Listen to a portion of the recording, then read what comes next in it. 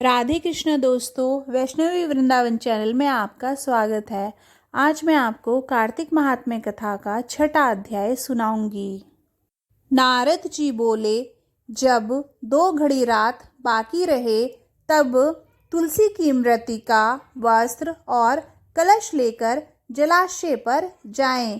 कार्तिक में कहीं भी प्रत्येक जलाशय के जल में स्नान करना चाहिए। गर्म जल की अपेक्षा ठंडे जल में स्नान करने से 10 गुना पुण्य मिलता है। उससे 100 गुना पुण्य भारी कुएं के जल में स्नान करने से मिलता है। उससे अधिक पुण्य बावड़ी में और उससे भी अधिक पुण्य पोखर में स्नान करने से मिलता है। उससे 10 गुना पुण्य झरनों में और उससे भी अधिक पुण्य कार्तिक में नदी स्नान करने से मिलता है। उससे भी 10 गुना पुण्य वहाँ होता है जहाँ 2 नदियों का संगम हो, और यदि कहीं 3 नदियों का संगम हो तब तो पुण्य की कोई सीमा ही नहीं है।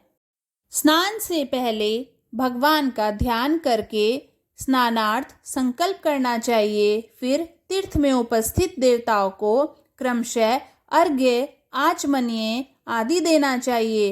अर्घ्य मंत्र इस प्रकार है: हे कमलनाथ, आपको नमस्कार है। हे जलशायी भगवान, आपको प्रणाम है। हे ऋषिकेश, आपको नमस्कार है। मेरे दिए अर्घ्य को आप ग्रहण करें। बैकुंठ, प्रयाग तथा बद्री कामाश्रम में जहाँ कहीं भगवान विष्णु गए हैं, वहाँ उन्होंने 3 प्रकार से अपना पांव रखा था। वहाँ पर ऋषि वेद यज्ञों सहित सभी देवता मेरी रक्षा करते रहें।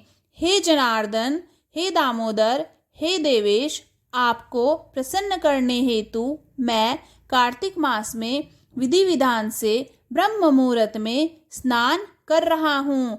आपकी कृपा से मेरे सभी पापों का नाश हो।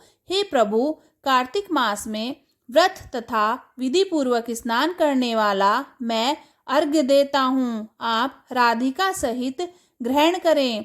हे कृष्ण, हे बलशाली, राक्षसों का संहार करने वाले भगवान, हे पापों का नाश करने वाले, कार्तिक मास में प्रतिदिन दिए हुए मेरे इस अर्घ्य द्वारा कार्तिक स्नान का व्रत करने वाला फल मुझे प्राप्त हो। तत्पश्चात विष्णु, शिव तथा सूर्य का ध्यान करके जल में प्रवेश कर नाभि के बराबर जल में खड़े होकर विधि पूर्वक स्नान करना चाहिए। गृहस्थी को तिल और आंवले का चूर्ण लगाकर तथा विधवा स्त्री व यति को तुलसी की जड़ की मिट्टी लगाकर स्नान करना चाहिए। सप्तमी, अमावस्या, नवमी, त्रयोदशी, द्वितीया, दशमी आदि तिथियों को आंवला तथा तिल से स्नान करना वर्जित है।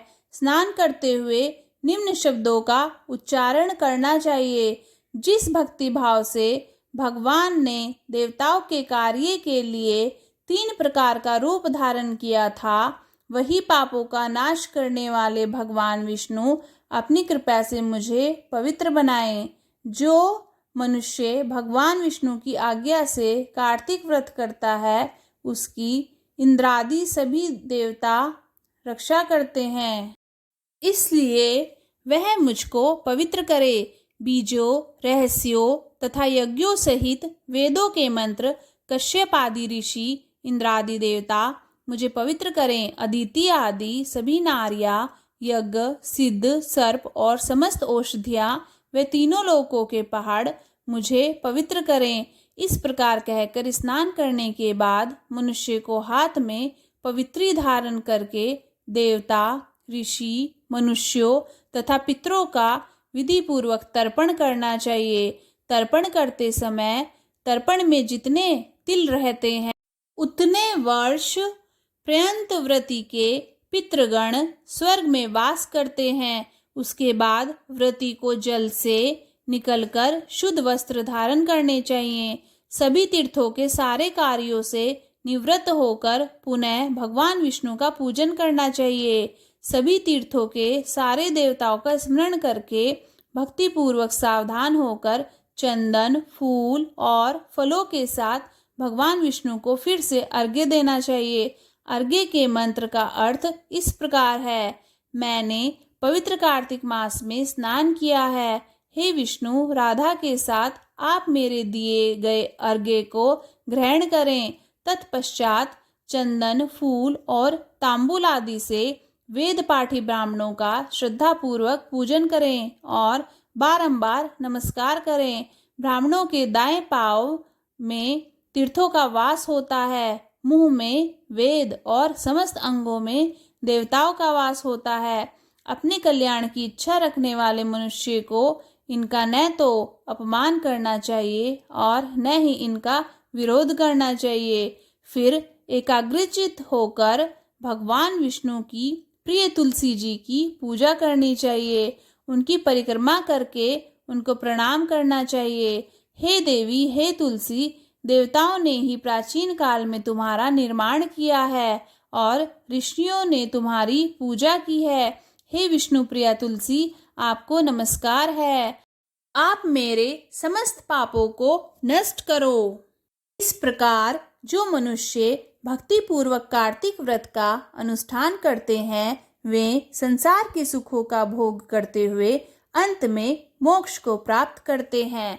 दोस्तों, अगर आपको यह वीडियो अच्छी लगी तो वीडियो को लाइक कीजिए, चैनल को सब्सक्राइब कीजिए और कमेंट बॉक्स में राधा कृष्णा लिखिए।